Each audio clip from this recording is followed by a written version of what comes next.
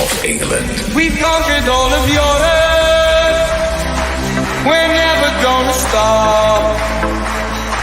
From Palestine to Turkey, we've won the fucking lot.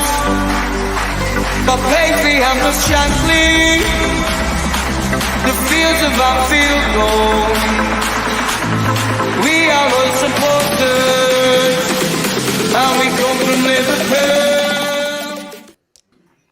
Liverpool 1, Steven Gerrard 0. This is the match debate. I'm your host for this, Nick. I'm joined by Peter, the coach, Kafinas. We'll ask him on what his conflicting heart feels momentarily, but also joined by Jimmy James Nicholson down there below. So thank you, gentlemen, for joining me this evening. As I mentioned, Liverpool 1, Aston Villa 0. Pete, I want to go to you first straight away. How's your heart? How do you feel after that match? Are you conflicted? Are you happy? Are you sad? What's the situation? I put a banner up on purpose towards the end of this show that we're going to maybe talk about all the kind of like the Gerrard stuff a bit later on. But in terms of match itself, the scoreline flatters them a little bit. I think, considering the amount of chances we missed, the amount of opportunities we blew, especially in the last, maybe the last 10 minutes, we had 3 or 4 chances to literally just put the game to bed, and we didn't, and almost conceded with Matip and Alisson getting in each other's way. But I think the scoreline itself, I think it flatters them a little bit. I think it kind of, it saves the blushes a little bit, which for me, no issues, because the 3 points is all that mattered. And you know what? I almost want to bring it up now, but I'll wait till the end of the show, which is fine. Very good. 1-0, 3 points, clean sheet. I mean, a win's a win. And for you, Mr. Nicholson, how did you feel after? Obviously, you have no ties to Aston Villa. You couldn't really give a shit if Gerrard is manager or not. So I'm guessing you're as happy as I was. Yeah. Well, I think if anyone remembers my message from the end of the last pod that we did, that 3 points, 3 points to Liverpool. When Pete's phone died. Yeah, I had to wait for that to die first. But 3 points for Liverpool is all I am asking for Christmas every game that we get, no matter who the opposition manager or team may be. Bit of a tough slog at times, despite our dominance during the match, but very happy to be talking about another 3 points after what was a close weekend for all the title challengers, actually. So lots of positives to take for us. Yep, and just as we see on the banner now, overall thoughts, it was 1-0. We dominated that game. Martinez came up with a few good saves. Our finishing could have been much, much better. Granted, we got ourselves a penalty. Some would say it was dubious. Some would say it was obvious. Some would say it wasn't a penalty. We've criticised Mo Salah for not going down in the box when he gets contact, when he is hacked. One that sticks out is against, I don't know if it was against Palace or against Bournemouth, where he gets clipped on his heels inside the box. He just keeps on going, he ends up scoring a goal. Whereas some other players would have fallen over and taken the pen all day long. So if it wasn't for that penalty, we might have escaped here with 1 point instead of a well-deserved 3, Peter. As you mentioned at the start there, the scoreline flattered Aston Villa. We had, 14 chances on goal as opposed to their 3, I think it was. They were limited to basically nothing. But if our finishing was better, this could have been another 3-4-5-0 scoreline. And if Martinez wasn't on his game, really, if you think about it. Yeah, he made some good saves. I mean, the Van Dijk header was kind of straight at him that he over-exaggerated with the dive. I think Robertson's header was quite close. I think, obviously, they made a really good block around the 10th, just after the 10th minute on Alexander-Arnold. I think it would have been where Salah does the dummy. And I thought that was going to go straight in, to be honest. A really good block. Made another good block. Salah maybe should have laid it off to Trent in one of those moments instead of trying to bend it in top corner. But the form that he's in, you don't blame him for trying to go solo there. But yeah, there were 3 or 4, 5 other moments where I could bring up where we should have been closer to scoring than what we did. But then again, I'm more happy the fact that we didn't concede many opportunities. To be honest with you, again, talking about some of the stuff we've gone through this season, I can't remember one clear-cut chance they had other than the mistake between Alisson and Matip. Yeah, that was it. That could have been an interesting one. Speaking of, I'll go to you on that one, James. What did you think of that? Because I didn't watch the game. I was out of it. I was away into City in Griffith. If anyone from Sydney or Australia knows Griffith, yes, that's the old place where they had the hashish situation in the 80s and the 90s, and a lot of that still remains. That's what it's pretty much known for. But I was gigging there, so I didn't get to watch the game. I was passed out, tired. But I watched the mini match the next morning, and I'm thinking like, okay, 1-0. How the hell was this game only 1-0? And when you see that, you think to yourselves, okay, this could have easily like been a 1-all if not for that calamity at the back there. And it's not the first time it's happened. There's been a few instances where things like that have happened, but a dummy and a clearance from Allison onto Matip, off Allison, off the defender, and I don't know how they didn't score from that. Yeah, no, it was a bit of a comedy of errors at the time as well, which was a bit of a nightmare. But I actually don't know if Allison really had his best game. I think there was maybe one or two other moments in the match. I think there was one where Ashley Young was running in as well, and he tried to clear it, but he sort of stumbled as he was running towards it as well, and Ashley Young got his head to it. And so I think we'd sort of got away with one or two little things as well in that match, which, you know, it's always good when luck's on your side in those instances, especially when you have 20 shots on goal, but you're only getting one that hits the back of the net. Though the reality is we've walked away with a clean sheet, and that's what we need. It's what's rather than focusing on the errors, these things can happen when we have I don't want to say when we have a goalkeeper like Alisson, because he's the best goalkeeper we've had in at least 30 odd years. So I'm very, very thankful for the goalkeeper that we do have. But goalkeepers do have their eccentric streak in them, which does appear sometimes. Thankfully, we see it a lot more in Man City's Ederson than we do it in our own. But I think what I really am taking away from the game is, aside from those moments, was how defensively solid we looked, and how much Aston Villa just couldn't actually get anywhere close to our 18-yard box, apart from the one or two opportunities that they had. When I was watching the game, what I really noticed was there's that sort of front three partnership that they had of Ollie Watkins, the young boy Ramsey, and Ashley Young. What I really noticed was it seemed that their job was more to sort of nullify and minimize the effect that Fabinho and Thiago had. There was a lot of pressure really put on them in the match, particularly in the first half. And I don't think it really took too much away from Fabinho or Thiago's game, but it sort of limited what we can do in that space quite a lot. But it seemed that they didn't actually have a plan after that once they sort of broke through that, because then next you're up against Van Dijk and Matip. And we know when those two are on form, very rarely does anything go wrong. Obviously, Virgil van Dijk picked up an early yellow card as well, which sort of puts him under pressure. But I just felt that they had one plan and it didn't really execute too well, and they had nothing to do after that. And also the quality that we had going forward. I mean, there was a few seasons ago where it felt like we would come out of the blocks and our pressing game was fantastic, but once teams worked us out with the low block, we were stuck.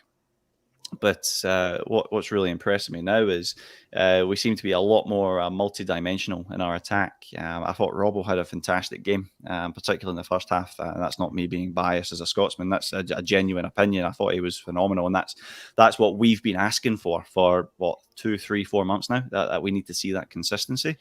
So take away the one or two moments where my heart was in my throat. I actually thought overall it was a fantastically dominant performance, and we really made Aston Villa work hard to just keep it 1-0.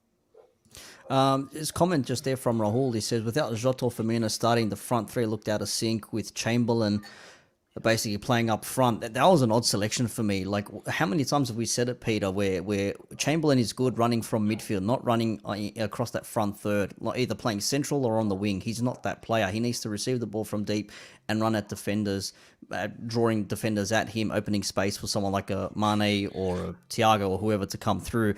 And even he says here, even when Origi was missed, there was no focal point up front, which I can understand because there's no one playing back to goal. There's no one to hold up the ball. And he got subbed in the 58th minute and Jota came on. And, you know, as good as Chamberlain's been in the midfield, he's not a front three player. I've been beating this drum for a while. I've been giving him praise for the past month or so in terms of his performances in midfield. I've been one of his biggest critics as well prior to all that. So I can also praise a player. Believe it or not, you can do both, because a lot of people seem to struggle with that. But you can do both. Believe it or not, it doesn't mean you hate the club. but there's the Ox as a 9 for me. It was always a no. In preseason, it didn't really work out. I don't think it will ever work out. Him as a 9. I mean, he had that one good moment where there was a foul on Henderson. Henderson got absolutely clattered. Referee calls play on, and he has a shot from about the 25, 30 yards out, and it did almost go in. And I think other than that, I don't think he had many other moments from memory, given the fact it was a 2 a.m. kickoff. So, but I can't, from memory, I don't think he had many other moments. And I think that's what I don't get why Rigi didn't play as the 9. But even give Minamino the start as the 9. We do need him up there throughout a busy period coming up. So with everyone who's maybe unfit or whatever, what a chance to put Minamino there. And he throws Ox there. So this is what I mean. These things like that sometimes are just baffle me. But yeah. And this is the thing. You can call out Klopp or you can be critical of him. That doesn't mean you hate the club or you hate him or you hate the team. This is what top Reds need to understand. Like, when you criticize someone, you're holding them to a standard. It's like you want the best players to play in the positions they're best in. That is not Ox's best position. Neither is playing on that wing on that front in that front line. Put him in the midfield. Let him run. That's his thing there. It's like saying, all right, Van Dijk, you're going to be striker today because we're going to bomb headers into the box. Yeah, you can get to him probably, but he's not that striking player. He's not that player that's going to do it for you. He's good at defending. Chamberlain is good at running from midfield. So it's those sorts of things that frustrate fans like us where we say, you've got Minamino, who is a frontline player. You've got Origi, who is there. Jota rested on the bench for whatever reason. Like, I just don't understand how he just does these things, and people are just like, oh, well, yeah, it's Klopp's way, that's fine. Mate, you can criticize a manager. Like, it's okay. Just because you criticize them doesn't mean you hate them. As people are just way too sensitive these days. But the other thing we mentioned there, Jimmy mentioned actually, Fab and Thiago, we've still got 3 points when they've started games. We have not lost a game, or have not drawn a game either. Only one draw, I think it is. Yeah. One draw. Yeah. I think yeah. I'll go to you first, Pete, in that case. See, every time they play together, it's just great. And Thiago did come off towards the end of the match, obviously. Milner come on for him, bit of match fitness, trying to keep him fit and all that sort of things there. And it was just nice to see consistent midfield week in, week out playing.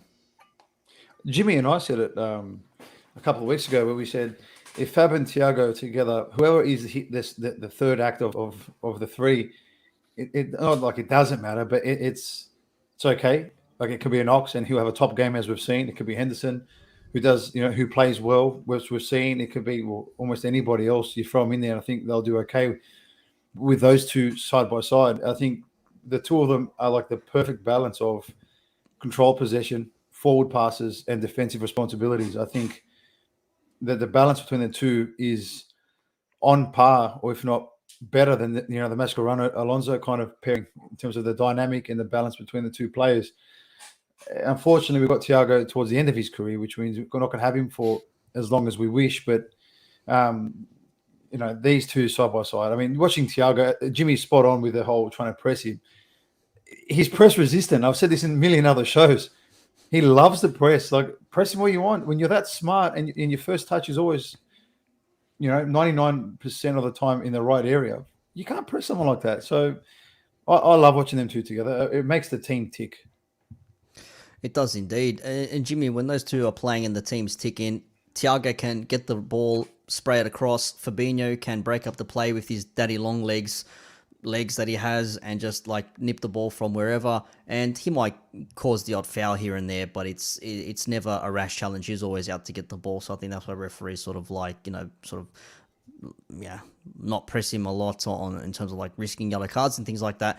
But interesting to note there what Peter said. You play those two consistently, and whoever's in that midfield in that third piece there, whether Henderson, Henderson, Chamberlain, Jones, Elliott, they'll be able to do their thing because those two know their role, and then the final player is able to just do whatever it is that they do. It makes it easier for the team when you have consistent players who know what they do. And we've always said, when you take a player out, you can put a player in there to do the job for you, but it'll take time for them to actually be comfortable in that position, if that makes sense. Yeah, 100%. I completely agree with you. The best thing about the two is how they just work so well side by side. Fabinho just being a defensive power horse, and then having the ability to move the ball so well forward as well.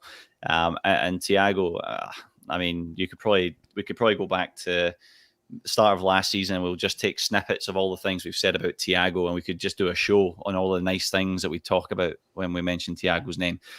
Because it's all true and it's all factual. Thiago, again, I thought he had another great game. There was a part of the game, it was in the first half.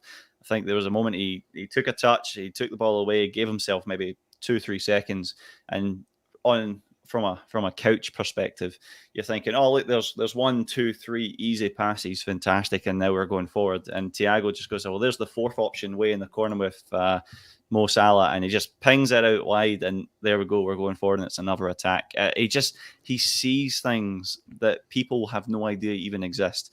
It's just an absolute masterstroke to be able to have a player like that at this club.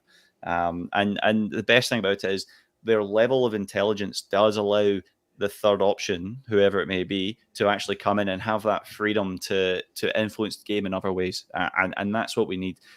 To have a midfield where we might have 2 people that we're dragging along and the one reliable player. You think back all those games years and years ago when Stevie G was the man who was literally dragging not just 1, 2, 3 midfielders, but 7, 8, 9, 10 players to the finish line kind of thing. But we don't have that now. We don't have that problem. We now have 2 midfielders who are so smart, they make everyone else look like geniuses, even though they're already fantastic as they are. It's such a fortunate position to be in. And when you do look at those third option players that we do have, we also have such great quality players in their own individual merits as well. I'm really going back to the Oxlade-Chamberlain thing. I actually feel my thought process is Jurgen Klopp's thinking about the rest of December and January and trying to keep options fresh and everything like that. But I really feel playing Ox as a 9 is a disservice to the player that Ox is and the player that he has been over the last month or two. I'm sure, again, and we've said this before, I'm sure the club have their reasonings and they get paid the big bucks and they're the professionals and we just turn up on a Monday night and talk shit for 40, 50 minutes. But just watching the game, it doesn't suit his game. He as a number 9, he's ineffectual. He did have that one good opportunity and he had a couple of nice touches, just playing 1-2s here and there. But we've also been spoiled when we look at players like Bobby Firmino and what he can do. So to bring him into a game and say, right, well, this is what Bobby does. We need you to play your game, but we also need you to play your game and be as effective as Bobby is in that position. That it's 2 different languages. It doesn't work. It doesn't work. So if we had him in that position next to Thiago and Fabinho, I think a game like this, he would have been absolutely fantastic. Not to say that Henderson wasn't any good. Like Arsenal, like the Arsenal match. Exactly that. So it might have just been maybe his Klopp's hand was forced because of Jota's past few performances. They haven't quite been where we expect them to be or where they probably expect them to be. Is he ready to throw Minamino in the mix again? I'm not sure. But I'm hoping, and I mean this in the nicest way possible, we don't see Ox as a number 9 going forward. I would love to see him back in that midfield as a 3. 100%. And we've got a question from Brethren John, which I'm going to bring up shortly. And just hello, thank you for joining us. And Rahul as well, it made an interesting point. It says we don't have a replacement for Fabinho, which we noticed last season when he had to play defensive, when he had defensive duties there. We struggled to have a DM in there. Thiago, he's great, but I think you can put someone else there in Thiago's position at least to get you by for a couple of games. But if Fabinho's out, that's a big worry. And I think that's the whole point of the introduction of Tyler Morton. Yeah, I think that's the whole point of building him up. I think that's the whole point of trying to get him up to scratch. I think, that would be great. I think he's Tyler Morton is a nice little kind of like a 2.0 project. But unfortunately, at the moment, it is just a project. It's nothing that's ready to deploy. Kind of thing. It's like a prototype kind of starship kind of thing where it's not ready to fly yet, but it's getting there. But it's in the works. It's in the works. Yeah, it's in the works. But there's of the rumors with Kessie and stuff potentially available, and a couple others who can play that deep lying midfielder role. And there was rumors with the one from Brighton. What's his name again? Basuma. Oh, Basuma. Yeah. But then he did. He's in a bit of trouble with whatever happened there. So maybe no, I guess. But yeah, I kind of. You're 100% when Fabinho's not there, we miss Fabinho, and I couldn't agree more. So hopefully Tyler Morton in the next 6 to 12 months he becomes that free player that we can kind of just leave there as a replacement or cover at the very least. Interesting. We've got also here as well the clean sheet, but I put here. Speaking of players, the bench is looking decent again. Some players coming back from injury at the moment, as far as I know, outstanding. We've only got Firmino, Jones, and Elliott. Elliott's on his recovery mend. Firmino's back in training as well. Jones, I still don't know what the situation is with Jones at the moment. But when you look at the bench that we had obviously Kelleher, our backup keeper, Nico Williams, Tsimikas, Gomez is back, Kanate is playing as well, Minamino, Keita's back, Milner, and Jota for this particular match. But and this is where I go to the comment here from Brethren John. He says, "What are your thoughts on Kate and Ox?" We've mentioned this plenty of times. Maybe John is new to the show and the channel, so we'll give him a brief rundown. But injuries and inconsistencies. It seems this season we have injuries in the midfield, which I think we've all acknowledged that's going to be, if we do have a downfall, that's going to be where we do crumble. But he says here, do you think it's time to get rid with the replacement of Gini and Morton? Don't know what he means by that. We just mentioned Morton is most likely going to be the replacement candidate. So, yeah, I'll just jump in there, I guess, in terms of the thoughts of the Keita and Ox. At the moment, knock on wood, if you can hear this, hopefully, Ox has been fine. Ox has been fine with injuries, and I hope I haven't done that, what I think I've done, but Ox has been fine. He's been reliable. He's been great when he's been playing in midfield the past month or so. So my issues aren't actually, believe it or not, with Ox. The Naby thing for me is interesting because he seems to can't catch a break. You know, he'll score a couple of volleys from 35 yards out and then be gone for 6 weeks.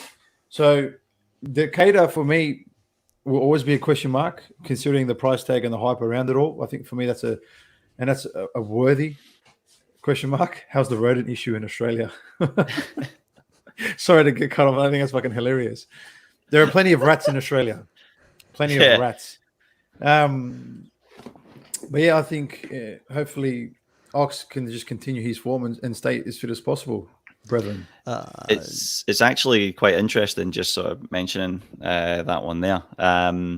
With Ox coming into form, and obviously we've seen Curtis Jones before he got injured have a good run as well. Henderson's, he's usually up and about there as well. Jimmy Milner does a job when we need him to do a job, and then there's obviously Fab and Thiago who just are 9 out of 10s every week.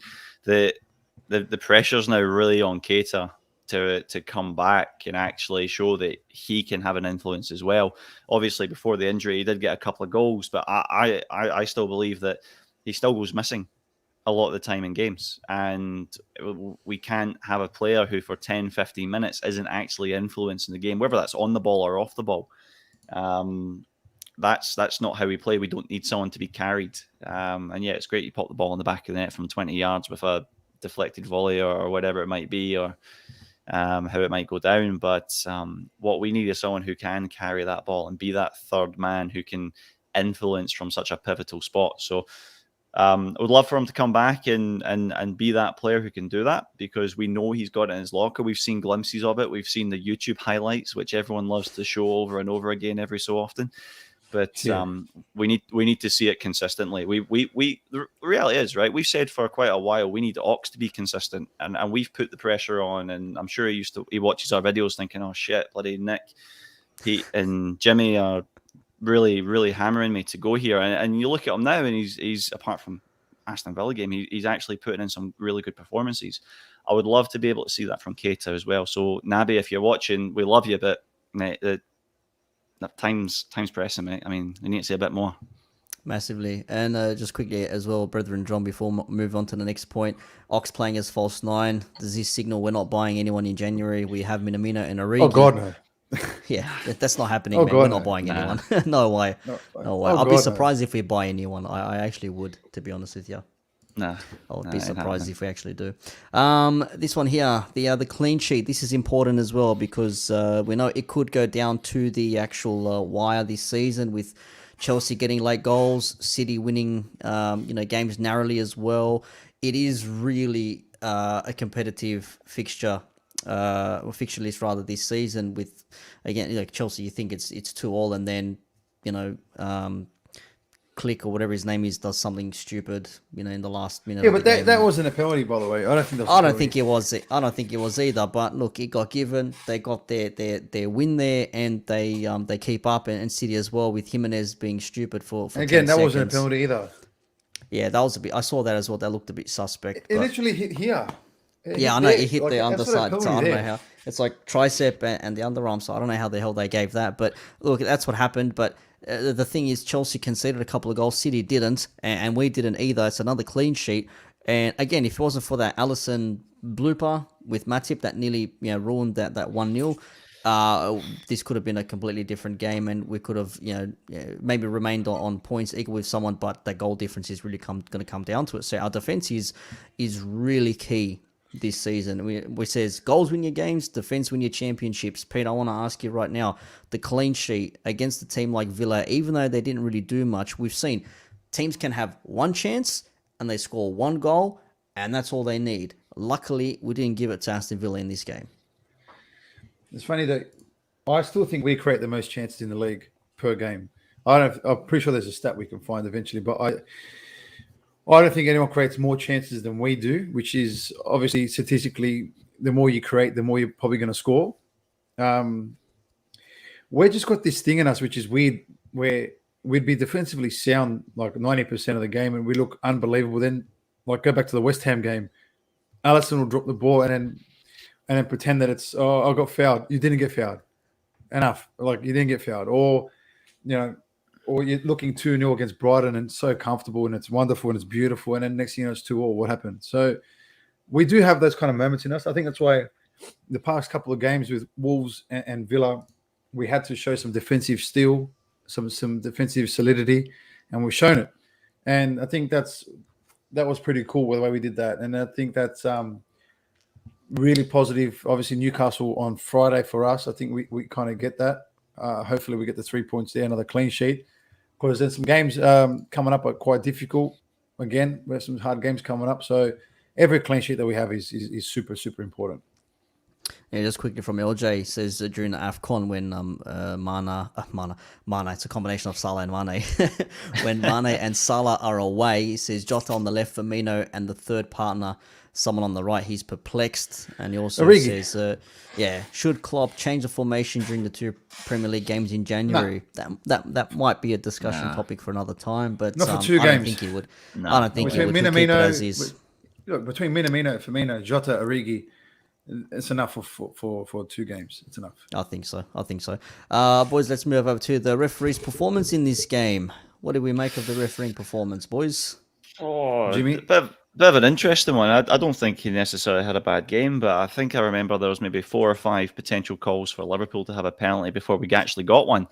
I think there was the Robbo one in the first half. I think there was a Salah one as well. Two Robbo ones. Yeah, that's right. Right. Mane, yeah. I don't really have high hopes for refereeing performances in most leagues nowadays, to be honest. Not against us anyway. Yeah, well, exactly that. To be honest, if I'm being really honest, I felt that the Mo Salah penalty was probably less of a penalty than some of the other ones that we didn't get.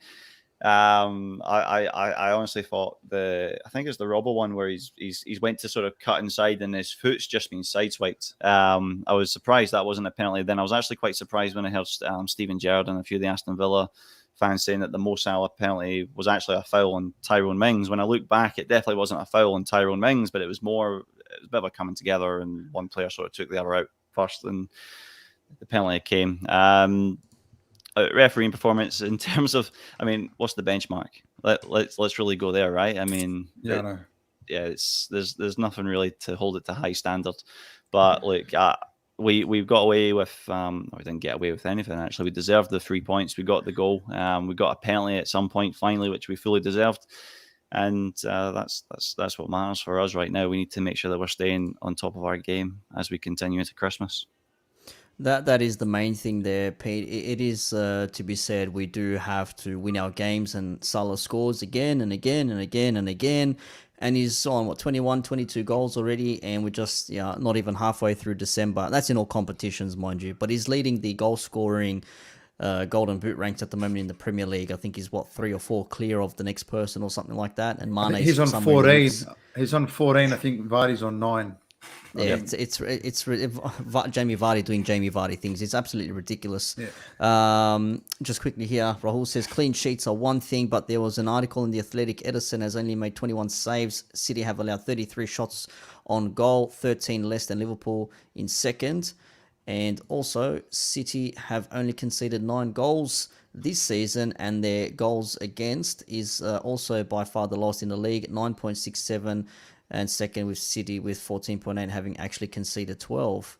So that's an interesting point there on the terms of like chances given up to. And this is why I said in previous shows, I love our title hopes. I love this title race so far, but City are just on another level. And I know we have been, and I know we are on another level, but the way City control games and absolutely just nullify opponents from actually doing anything towards their own goal is, you got to give credit for it, and it's simple as that. No, you have to as well. Yeah. And it was Stuart Atwell who was the referee for our game as well, mind you. So little question marks there. But again, Mo Salah gets the penalty. Some will say it was, some will say it wasn't. Ashley Young protested. And you know what? It is what it is. He went up, and that's as cool as a penalty as you like. Bottom right corner, out of the reach of Martinez. And you couldn't ping a penalty any better than that, could you, Pete? I love what he's been doing before penalties. I don't know if you've noticed now. He does this like deep breathing thing where he closes his eyes, does some deep breathing. It's almost like a form of meditation before he shoots, and it's like maybe he's visualizing the goal or blocking out the noise, whatever it is. He finds that inner peace before he takes the penalty. And I think to score a penalty, obviously it's a high pressure penalty situation because it's to go up 1-0, and we know that some of his penalties have been. He's actually an excellent penalty taker, but sometimes it looks like he shanks them. Yeah, he's really weird at that. I don't like the run up, but do whatever works because he can't stop scoring anyway. But it's I really enjoy that part before he takes the penalty. I really enjoy watching him try and find that inner peace and that calm before that moment. I think I love that kind of shit. No, he does well. James, when he steps up to take penalties, I mean, Milner used to be our penalty taker when he was starting games. Obviously, when he's not, we need another one. Is there anyone else in that starting 11 you would put on penalties besides Mo Salah? Thiago. No one else would come to mind, not even Thiago, to be honest. When you look at the form that Mohamed Salah's in right now, everything he touches almost turns to gold. Apart from a free kick that he tried to take a week or two ago, but we'll ignore that. Add it to the tally of free kicks. There's a list somewhere in the corner of Pete's room where he just marks them down in blood. I think Steve's got that one at home. Steve definitely has that. But in all seriousness, like you wouldn't want anyone else taking your penalties at the moment. Right now, he's in such hot form. He's just absolutely phenomenal. And the best thing is that Martinez, we all remember his shithousery during the Copa America, and he it worked, and they won the competition, which was fantastic for Argentina and fantastic for Leo Messi to actually taste success on an international level. But it didn't work at the mighty fortress of Anfield, which was fantastic. So it was great to see that backfire on him and to see that look in his face when he realised that he'd done fucked up. So all good on my end there. I'm always happy for Mo Salah to take it. If you haven't got Mo Salah or Jimmy Milner on the pitch, then I'm sure Pete's suggestion of Thiago would be an absolutely fantastic one. Wasn't Fabinho also a penalty taker at Monaco? He was, and he had a perfect record, and he took one penalty for us and missed it. Yeah. I'd love to see Trent. I'd love to see Trent, to be honest. Get up there and take it. That'd be nice. That'd be interesting. That would be interesting. Just quickly comment from Brethren John. He says, "Really, hang on a second. My chat has frozen here. I'm clicking on the wrong thing here. Where's my chat has completely frozen? Pete, can you bring up the Brethren John when he talks about FSG and Salah's contract, please? Thank you very much." Yeah. He says, really hopes FSG do the right thing for the first time, giving Salah what he's worth after all this. His last meaningful contract, give Salah what he wants. And I think that is going to be the next question. Is Salah going to sign on? I mean, I don't see why he wouldn't. He loves it there. We love him. He might not retire at the club, but if he's there for another 2-3 seasons at a minimum, I'd be more than happy with that. No, he's signing. Forget about that topic. He's signing. It's on. It's smoke and done. mirrors. It's the But- never-ending conversation. I like this here. I like this comment at the moment. Because we have seen, like we saw against AC Milan, we saw a second team absolutely dominate the former leaders of the Serie A. Now the Inter Milan's first after this morning, which we may face in the next round. I'm sure we'll talk about soon. But yeah, it's really cool the fact that we do have a second team, or we've seen it in the cup games so far. We know that Tsimikas at left back, Neco Williams. We know Ox, if he is that kind of replacement in midfield, Nabukater at the moment, Curtis Jones, Origi, Minamino, Kanate. Like it's a serious kind of cover. And Joe Gomez, another one, Nat Phillips. So we have a really, really nice second string squad at the moment. And it's something that I agree with. It's been a long time coming where these guys are so strong coming off the bench. Tyler Morton has shown that he can definitely come in and do a job. So I agree with his comment. I think it's absolutely awesome knowing that we can rest key players and still get away with some of the games that we have coming up. It's interesting that comment as well. Actually, the average squad age on the weekend was 29, and the average squad age against AC Milan was about 25 and a half, I think. So that sort of gives you a bit of an idea as to there's actually that's a 3.5 years, right? That's a lot of time in football. So and you still had Mo Salah, Mane, and Alisson playing in that game as well. Not to mention Jimmy Milner is another one who comes in as a second string. He's still got years of potential, mate. Years of potential. Yeah, he's still young. But unfortunately, Antonio, we are not hanging around for the round of 16 draw. We're going to let everybody watch it on their own and scream at their TV because we want to get off and watch it as well. So yeah. But we're going to talk about that soon. I'm sure we are. Yeah, 100%. And if my banners worked, I'd bring it up, Pete. But what else have we got on the topic here? We've spoken about. What's the last topic of the? There you go. Of the show before we go to Gerrards round 16. return. Pete, were you emotional? Did you cry? I actually got teary. I'm not even trying to be funny. And before we get there, no. Let's go back. No signings, mate. No signings. I think we're more than likely to lose Nat Phillips in January than sign somebody, but that's maybe for the next show that we bring up. But the Gerrards return, I think, look, I got emotional. I did, especially when he came out and you see him look up at the stands. I saw that and I just got flashbacks to 15 years ago, 10 years ago, whatever it would have been. It just, the guy who used to, through our eyes, used to wear a cape when he played for us. He wore a cape and, he saved us God knows how many times, which is perfectly leading me on to something I've been dying to bring up.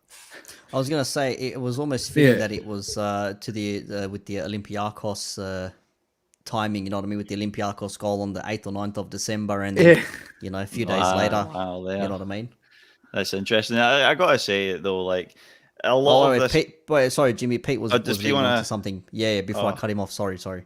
No, like, it's fine. I was just wanted to bring up, I got really fucking frustrated in the build up to this match, not because of they made it more so by Gerrard instead of Aston Villa or whatever. Actually, obviously that was going to happen. Steven Gerrard, the king of Liverpool, the Superman of Liverpool, Captain Fantastic, the reason who we are today is because of him, because he kept us alive for so many shit years. So we wouldn't have this Champions League, Premier Leagues, and all this kind of stuff now. Jurgen Klopp, it wasn't for Stevie G keeping us alive.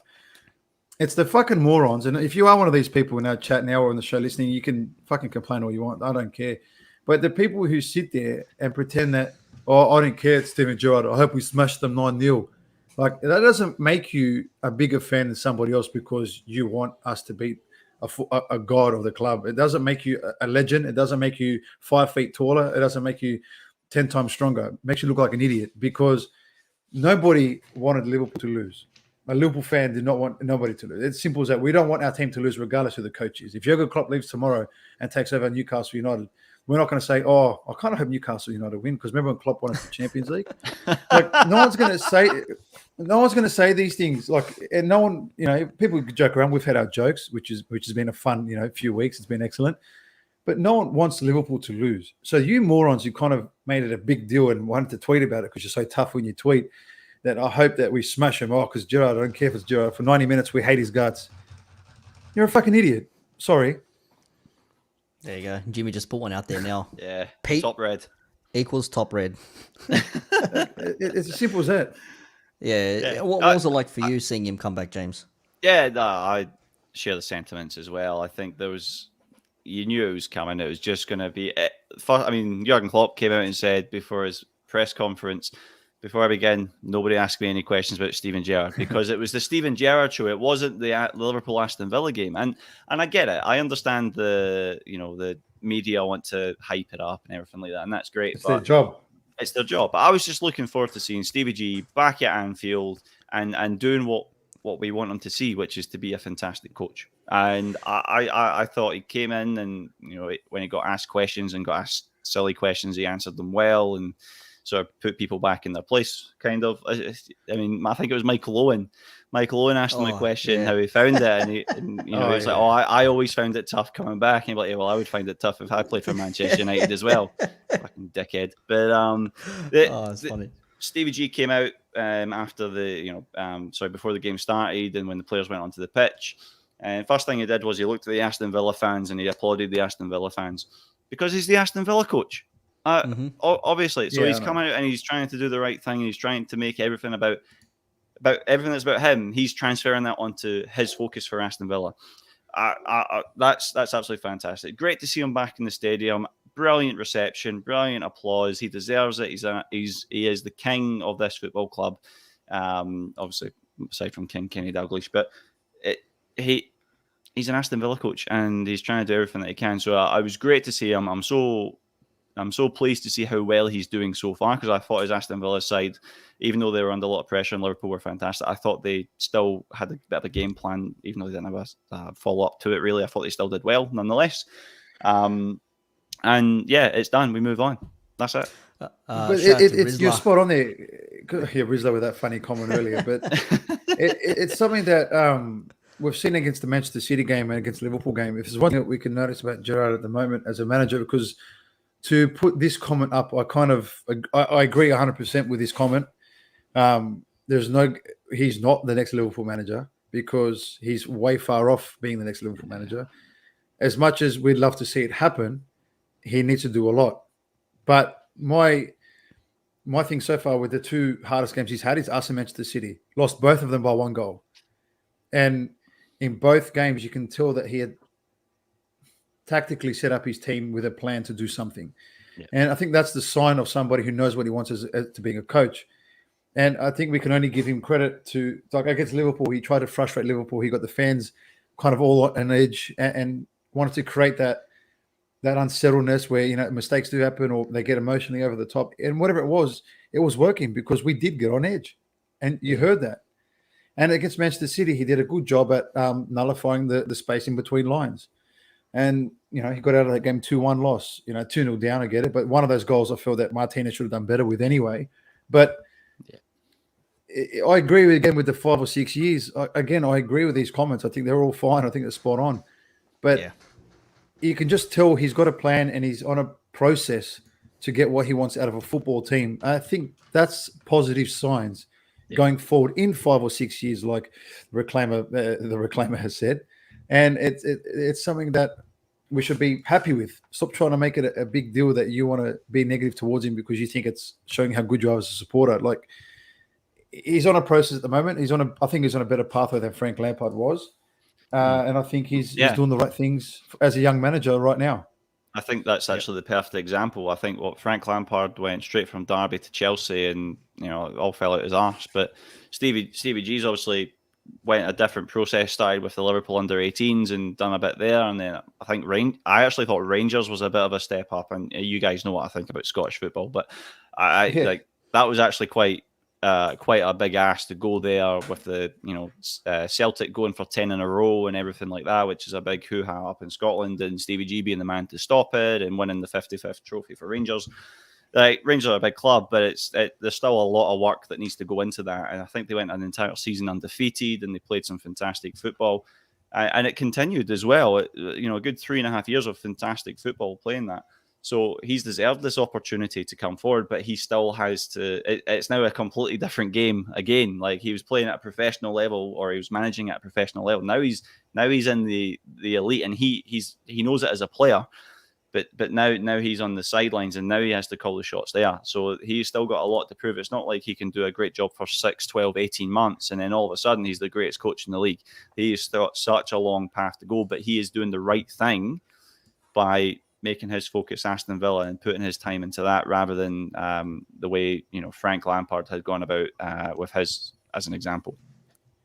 All right, gentlemen, I think that would sum up the Gerrard talk. Now we move on to the Champions League round of 16 predictions. I'll bring up the screen here because it does come in handy. This is the situation at the moment, care of the actual Champions League website. And if I can just make the adjustment, here we go. So what happens here, we are seeded. We are group winners alongside Ajax, Bayern Munich, Juventus, Lille, Manchester City, Manchester United, and Real Madrid. And the runners-up, Atletico Madrid, somehow, Benfica, Chelsea, Inter Milan, Paris Saint-Germain, Salzburg. First Austrian team to make it through to the second round, if I'm not mistaken. Sporting, CP, and Villarreal with the good evenings. So we shall see what happens there. But stipulations, no side can face another team from the same country, which we know. And clubs cannot face, they've already met in the group stages either. It's over 2 legs. We will play the second leg at home. And times whatever, blah, blah, blah. This is the interesting point I wanted to mention. The so-called away goals rule has been removed, so ties level after 180 minutes will go to extra time, irrespective of the number of goals each team has scored at home and away. So this is where your defense and your attack really, really, really comes into play here, because we've luckily we haven't needed to go on away goals rules because we've always scored more than your opposition, but you don't want to be in that particular situation, because if it goes down to penalties, as much as you can win a penalty shootout, you can also lose it. I think it's the shittest way to win or lose a match. That's just my own opinion. I don't know if you guys share that sentiment, because it pretty much is a 50-50 chance. So in saying all that, who are we looking at as being our competition for the knockout stages? Pete, I want to go to you first. As in who we're going to get in the next round? Yes. Is that what you're saying? Yes. I predicted it's Inter Milan or PSG. That's brave. Why do you think one of those two? It's just we don't get the easy runs. We don't get the nice draws. We'll get 3 or 4 hard teams along the way, and then one maybe average one, and then we're in the final. But I think it's for us, it's going to be we'll get PSG or Inter Milan, and I think Manchester City, as you mentioned last week, will get Scunthorpe. Just come in as a one-round replacements. Yeah. James, who's your pick for our opposition? Yeah. I just wanted to say before, I completely agree with your sentiments on penalties, unless we're talking about Istanbul 2005. For me, I will quite happily take... I'd probably take most of them, to be honest, except for PSG or Inter. But it is the case that I think the only time we've ever got an easy one in the round of 16 was when we played Porto. And we all have a practice match against Porto to put us into the next round. I would love to see us play Benfica or Sporting, actually, continue the Portuguese route. I think that would be quite interesting. I think Sporting, it's the first time in a very long time, in fact maybe the first time ever, they've actually gotten to this stage of the Champions League. Benfica have been a bit here nor there in the last few years as well, but like teams of good talent, it's always good to test yourself against opponents that you haven't played in a long time, or at all potentially. I think we played Benfica quite a while ago, but not Sporting from memory. But knowing our luck, Peter's probably right, which frustrates the living hell out of me because he's usually right anyway. I don't know. I'd like to see a Salzburg or a Villarreal, maybe something different. You might see Mane and Minamino playing against their former teams, respectively. So you never know. You never know. The Reclaimer, not asked who we get, bring it on. Yeah, like we said in our last thing, I don't think anyone playing against us wants to play against us. So, they can try all they like. But yeah, in European competition, we know what it's about, and they know what we're about. So they should be really looking at us. Jimmy, we have a question here for you, by the way. Ooh, Scotsman, another Scotsman. I rate him in a Scottish perspective. I think for a team like ours, I don't think he would fit the bill. I think he's a good player. I don't think he's a great player. He could come in, he could do a job, your 10, 15, 20 minutes, that sort of hustle and bustle. He's got a massive arse, which gets in the way quite often of most players. That's the running Scottish joke with John McGinn. He's got a big arse, but like I say, he's a good player, but I don't think he's the kind of player that would benefit us. I always think whenever we bring a player in, how's this player going to take us from where we are and take us forward more, or to the next step, or to the next level? But John McGinn, I don't feel would be the kind of player that would add that. I think he's probably close to his level. And I think when he plays for Scotland, he's the best player in the world alongside Andy Robertson. But that's a discussion for another time. But I think in terms of a Jurgen Klopp side and this Liverpool side, I don't think he would fit the bill.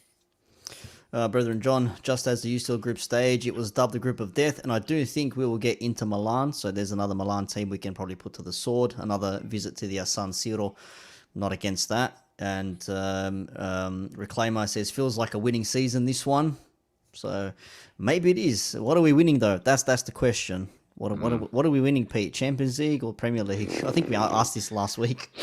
This was the question last week, right? I said we're closer to winning the Champions League this season than we are the league.